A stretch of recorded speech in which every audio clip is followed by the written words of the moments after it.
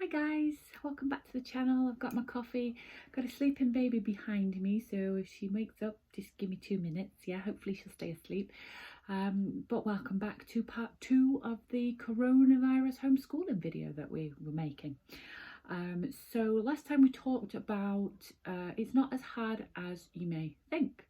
We're not meant to be, well, we don't have to be recreating school at home. Now, I know a lot of schools are giving work to do and online access to actual school work that they've been doing in the curriculum, but we can have some fun. We can have some great fun, and I know we've got a long stretch out ahead of it. I've got hair, there we go. We've got a long stretch out ahead of us potentially, but we can make it fun and we can learn some stuff in the process. That's what I love about homeschooling. If you don't know something, find it out. It's as simple as that. So I've got some ideas for you. Now, I think project work is fantastic. So I got my little notebook because I wanted to show you some of the ways that we could, hang on, let me put my copy down. Some of the ways that we could make a week-long project out of just a nice little idea. So I know a lot of kids are watching, depends on what age what age children you've got, of course, but I know a lot of kids are watching things like horrible histories and doing projects around historical things. Now we get the opportunity to learn with them because you've got things like horrible histories. Fantastic. There's all sorts of that kind of stuff. Places like YouTube are a fantastic source of information for something like that. So what I thought we'd do is just sit down and go through a week's worth of activities, if you like, learning activities, educational activities, based around Egypt. Now you can pick whatever you want. One of the best ones I ever did with my children when they were all homeschooled and we had different levels and ages was one around the Arctic and the Antarctic. Now we had levels from high school down into little ones, and that one was amazing. We love that. I'll tell you a little bit more about that at the end. But basically what I've got here is you can get lots of different templates, like a Monday activity templates with like Monday, Tuesday, Wednesday, Thursday, Friday, but literally you just need a pen and paper. All right, so what I've done on this, I don't know if you can see, is I've just put Monday, Tuesday, Wednesday, Thursday, Friday. All right, because it's not likely you'll be doing it over the weekend, is it? So Monday, sit down with the kids and watch a documentary. So I've just entitled it Egypt. I don't know if you can see it, but we've got it labelled at the top there. And basically, so for Monday, all I wanted to do is sit down together and watch a documentary on YouTube. There's some fantastic stuff on YouTube, especially aimed at kids. So that's one on YouTube or Netflix or any of them like that, where you can just sit down and watch a documentary together. But get them to be paying attention because we're going to go back to it later on in the week. All right, so Tuesday, get your big, I've mentioned it in the last one, get your big bucket of Lego out and make the pyramids or make the Sphinx. You can get pictures up on the internet, on the tablet or the smartphone or on your landline computer. It's not a landline computer, it's a desktop computer. Thank you. I'm being silly. I'm also listening out for Baba. 1 minute. And we're back. She's fast asleep again. So get out your Lego and build the pyramids or the Sphinx or something to do with the ancient Egypt. So the pyramids are a great one because they're dead easy. But if you've got older ones, you can have a look at trying to do it to scale. Get them to figure out how big they are, how to scale it down. That's something you could help them with. And if you don't know how, find out. I don't know how, so I would go and find out on the internet how to scale down Lego or how to scale down the size of the pyramids. So that would be the next day. I have got my pad of paper, hang on. Okay, so that's Tuesday. That's Monday and Tuesday taken care of. You don't have to do masses and masses of work each day. Just do something creative and educational. So Wednesday, you could paint each other's faces. Especially mamas have got eye makeup usually, big painted faces, and do it in the Egyptian style and then write a message in code. Get hieroglyphics up, get the alphabet in hieroglyphics and get them to write it in code. Now, any age child could do that. You could make it as difficult or as easy as you like, depending on what age your children are. and get them to draw them, and then you've all got a code in front of you and swap them over, and you've got to decipher the other person's message. That's just a little bit of fun, and it's educational as well. On Thursday you could paint, have it as an art day, paint and some Egyptian artwork, so the ones where you see the people stored, and that's, I don't know what that was about. I don't know. You can do the ones where they've got the animals with the animal head and the gods of Egypt and things like that. You can get them to paint them, and have an arts and crafts day. And then the last day, just wrap up what you learned.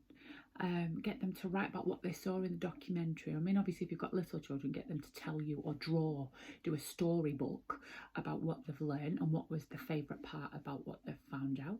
And if you've got older kids, get them to do an essay. So you have the introduction about what you're going to do, you have the main body of the essay, and then on the afterwards you conclude, well, this is what I learned and this is what what's come out of it for me. I now think I could write a message in hieroglyphics. Just something to bookend the week and see what they've learned, and it just could be fun, just a little bit of fun. You just have to a little tiny bit of planning on a Sunday night, which, because they're not going to school, we're not getting uniforms washed, and we still should be getting bathed and things, but not getting uniforms washed and pack up sorted out and all that kind of stuff. Takes 2 seconds on a Sunday night to just plan that out for the week. And I was telling you about the one that let me just put this down. The one we did a fantastic one. I really enjoyed it as well because I learned loads about the Arctic and the Antarctic. So we did a week of that. So we had different age kids, and at that time, Harry, my second eldest, my eldest boy, was at cadets and absolutely loved like out of bounds and survival stuff. So Molly was older. She did. She found out all about the Inuits and all that kind of stuff, and wrote an essay. She did some research on a couple of days, and then took a couple of days to write it out. And she did a really good essay. I gave her so many words. She was a little bit older, so I gave her so many words to do, and she really enjoyed doing that and finding out all about a different culture. Harry loved the survival, so I got him to think about the terrain and what he would need to take with him in his survival kit, and could he camp out in a great big plain of ice. What's the terrain like? What would you have to think about to take with you? Could you take lots with you? If you had to take an animal and pull a sled, or you'd have to take food for the animal, and get him to do like a rough plan of what he would take, and how he would survive in the Arctic or the Antarctic, whichever they chose to do. The two littler ones, well, one of them's not much littler than that, but we did things like, especially with the little one, Clayton, we did like flora and fauna and animals. What are the different animals there? Do any plants grow there? If they do, what does? How does it sustain life? What's in the ocean around there? Are there seasons still? What are the days like at the top and the bottom of the world? Are they long or short? Why are they? So you can do astronomy, looking into why is it the poles the way they are? They're tilted, aren't they? So why do the days act like they do as they go around the sun? And then one of my favourite things that we all did together during that week was, if we were going to survive, what food would you take? So we did an experiment to see what would be better. Would it be better to have frozen food, be in the cold, makes sense. This is to children, of course. Would you have dried or dehydrated food, or would you have normal food? How would you store it? So what we did was, we did an experiment and we did all three of those things. We had normal food, we had dry food, and we had dried dehydrated food. Just did it in the we did have a dehydrator at the time, but you just do it in the oven, put it on really, really low overnight, and dehydrate the food. So like slices of banana or grapes or pieces of fruit or bread, or these things that you would maybe want to take with you.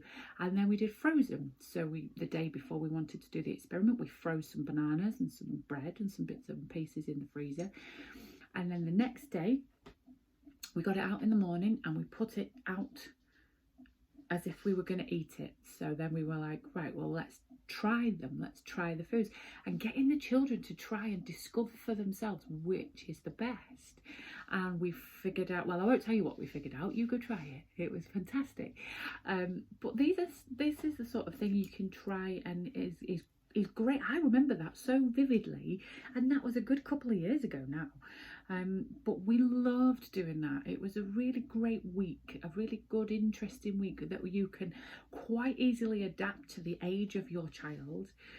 And I got to learn as well, so it was really good, really interesting. And you can do it about a multitude of subjects. You don't just, we did one about music, so we did one with looking up your favourite artists, how they got into music, biography kind of things. We did different types of music, what makes you feel like, talking about emotional health, how does that make you feel when you hear a slow sad song as opposed to a dance pop song or something like that. There's so much that you can do, and it just can be fun. All it takes is 2 minutes just on a Saturday or a Sunday to just prep the week and just say, right, one activity every day. That's all it needs to be. You can start your day with some reading aloud and end your day with a dance party. There you go. You've got a couple of really good, interesting things to do on top of anything that the school has given them. And, you know, that's going to keep them occupied. It's going to be fun. They're going to be interested, and they're going to love it. And I can promise you, you're going to love it too, because you're going to learn a lot. It's going to be interesting for you as well as for them. And you're going to be spending time with your children, doing something and making memories in this time. And that gives you a lot less time to be scared about what's going on in this crazy world. So I hope that helped. A few tips there, and we'll see how we go. And if I come up with any others, we'll jump back on for the channel. Don't forget to like the video, subscribe to the channel, and I'll see you soon. Take care.